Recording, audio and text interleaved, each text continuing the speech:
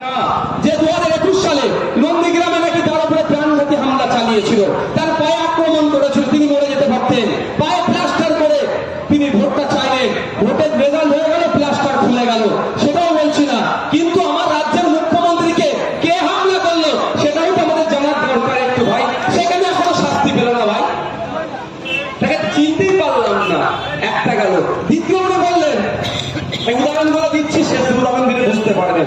দ্বিতীয় উনি বর্ধমান থেকে ফিরছিলেন, 200 স্পিডে নাকি একটা গাড়ি আসছিল, 200 স্পিডে গাড়ি এসে তিনার এমন অ্যাক্সিডেন্ট হয়ে যেত, উনি টয়োটার গাড়িতে ছিলেন, টয়োটা গাড়ির ড্যাশবোর্ড ভেঙে নাকি উনার মাথায় চলে এসেছে। আপনাদের কথা বলি, দুটো কথা হতে পারে, হয় মমতা ব্যানার্জি অসত্য কথা বলছে, না হলে তিনি ডুপ্লিকেট ফরচুনারে চেপেছিলেন। ভাই আমাদেরও গাড়িতে ছোট বড় গাড়ি আছে, আমরা যতটুকু জানি সামনে থেকে অ্যাক্সিডেন্ট হলে এয়ার ব্যাগ খুলবে, ওই ড্যাশবোর্ড সবার আগে এয়ার ব্যাগ খুলবে, মাথায় লাগা কোনো প্রশ্নই আসে না। তো অসত্য কথা বলছে, সেখানেও তিনি অনেক কথা বললেন। কিন্তু 3 নম্বর যেটা আমি মনে করি এটা একদম সত্যই সত্য, ওগুলো অসত্য, এটা সত্য আমার নজরে, যে ওনার কপালটা ফেটে গিয়েছিল, খেয়াল আছে?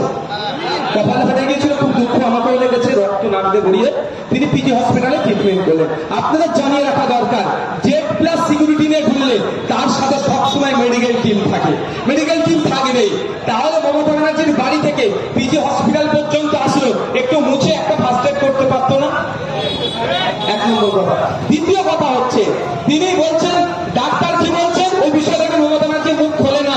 ডাক্তার কি বলছেন, পেছন দিক থেকে ধাক্কা দিলে এইটা হয়। তাহলে বলুন পেছন দিক থেকে কে ধাক্কা দিয়েছে?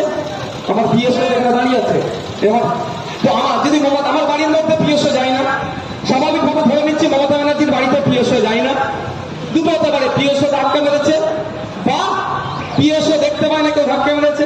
কিন্তু পিএসও যদি না দেখতে পায় কেউ ধাক্কা মেরেছে, তাহলে পিএসও চাকরি থাকবে তো? বাড়ির মধ্যে কে ধাক্কাটা মারলো? নিজের পরিবারের কেউ হতে পারে হয়তো, কিন্তু এই বিষয়ে উনি মুখ খুললেন না। তাহলে আমার আবার ঘুরে আসেন আবার, যে বাড়ির প্রতি তার কনফিডেন্স নাই, এই 42টাতে কেউ ভোট খাবে না, তার কনফিডেন্স আছে? আমি মিস কল মেরে রেখেছি, আপনাদের বলে রাখি, miss call ED, CBI, IT, কেন্দ্রীয় এজেন্সি একবার করে সব ডেকে রেখেছে।